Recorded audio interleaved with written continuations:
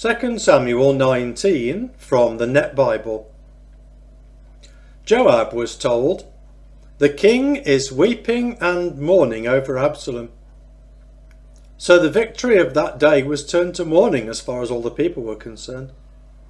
For the people heard on that day, "The king is grieved over his son." That day the people stole away to go to the city, the way people who are embarrassed steal away in fleeing from battle. The king covered his face and cried out loudly, "My son, Absalom! Absalom, my son, my son!" So Joab visited the king at his home. He said, "Today you have embarrassed all your servants who have saved your life this day, as well as the lives of your sons, your daughters, your wives, and your concubines. You seem to love your enemies and hate your friends. For you have as much as declared today that leaders and servants don't matter to you. I realise now that if Absalom were alive and all of us were dead today, it would be all right with you. So get up now and go out and give some encouragement to your servants, for I swear by the Lord that if you don't go out there, not a single man will stay here with you tonight. This disaster will be worse for you than any disaster that has overtaken you from your youth right to the present time." So the king got up and sat at the city gate. When all the people were informed that the king was sitting at the city gate, they all came before him. David goes back to Jerusalem. But the Israelite soldiers had all fled to their own homes. All the people throughout all the tribes of Israel were arguing among themselves, saying, "The king delivered us from the hand of our enemies. He rescued us from the hand of the Philistines. But now he has fled from the land because of Absalom. But Absalom, whom we anointed as our king, has died in battle. So now, why do you hesitate to bring the king back?" Then King David sent a message to Zadok and Abiathar the priests, saying, "Tell the elders of Judah, why should you delay any further in bringing the king back to his palace, when everything Israel is saying has come to the king's attention? You are my brothers, my very own flesh and blood. Why should you delay any further in bringing the king back? Say to Amasa, 'Are you not my flesh and blood?' God will punish me severely if from this time on you are not the commander of my army in place of Joab." He won over the hearts of all the men of Judah as though they were one man. Then they sent word to the king, saying, "Return, you and all your servants as well." So the king returned and came to the Jordan River. Now the people of Judah had come to Gilgal to meet the king and to help him cross the Jordan. Shimei, son of Gera the Benjaminite from Bahurim, came down quickly with the men of Judah to meet King David. There were 1,000 men from Benjamin with him, along with Ziba, the servant of Saul's household, and with him his 15 sons and 20 servants. They hurriedly crossed the Jordan within sight of the king. They crossed at the ford in order to help the king's household cross and to do whatever he thought appropriate. Now after he had crossed the Jordan, Shimei, son of Gera, threw himself down before the king. He said to the king, "Don't think badly of me, my lord, and don't recall the sin of your servant on the day when you, my lord the king, left Jerusalem. Please don't call it to mind, for I, your servant, know that I sinned, and I have come today, as the first of all the house of Joseph, to come down to meet my lord the king." Abishai, son of Zeruiah, replied, "For this should not Shimei be put to death? After all, he cursed the Lord's anointed." But David said, "What do we have in common, you sons of Zeruiah?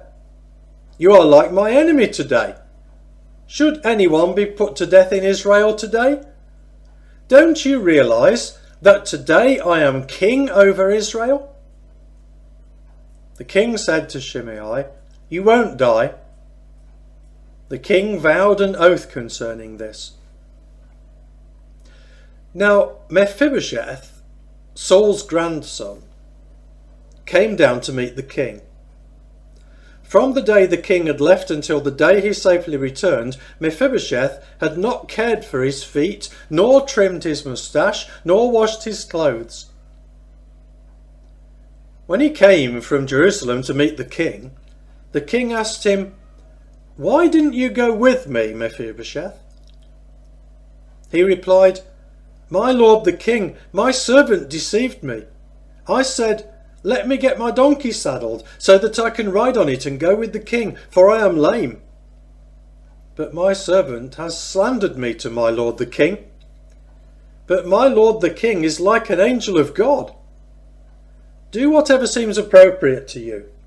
After all, there was no one in the entire house of my grandfather who did not deserve death from my lord the king, but instead you allowed me to eat at your own table. What further claim do I have to ask the king for anything?" Then the king replied to him, "Why should you continue speaking like this? You and Ziba will inherit the field together." Mephibosheth said to the king, "Let him have the whole thing. My lord the king has returned safely to his house." Now when Barzillai the Gileadite had come down from Rogelim, he crossed the Jordan with the king, so he could send him on his way from there. But Barzillai was very old, 80 years old in fact, and he had taken care of the king when he stayed in Mahanaim, for he was a very rich man. So the king said to Barzillai, "Cross over with me, and I will take care of you while you are with me in Jerusalem." Barzillai replied to the king, "How many days do I have left to my life, that I should go up with the king to Jerusalem? I am presently 80 years old. Am I able to discern good and bad? Can I taste what I eat and drink? Am I still able to hear the voices of male and female singers?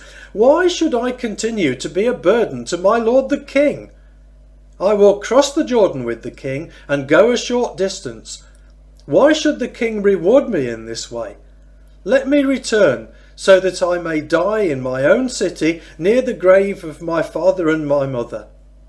But look, here is your servant Kimham. Let him cross over with my lord the king. Do for him whatever seems appropriate to you." The king replied, "Kimham will cross over with me, and I will do for him whatever I deem appropriate, and whatever you choose I will do for you." So all the people crossed the Jordan, as did the king. After the king had kissed him and blessed him, Barzillai returned to his home. When the king crossed over to Gilgal, Kimham crossed over with him. Now all the soldiers of Judah, along with half of the soldiers of Israel, had helped the king cross over. Then all the men of Israel began coming to the king. They asked the king, "Why did our brothers, the men of Judah, sneak the king away and help the king and his household cross the Jordan, and not only him, but all of David's men as well?" All the men of Judah replied to the men of Israel, "Because the king is our close relative. Why are you so upset about this? Have we eaten at the king's expense? Or have we misappropriated anything for our own use?" The men of Israel replied to the men of Judah, "We have 10 shares in the king, and we have a greater claim on David than you do. Why do you want to curse us? Weren't we the first to suggest bringing back our king?" But the comments of the men of Judah were more severe than those of the men of Israel.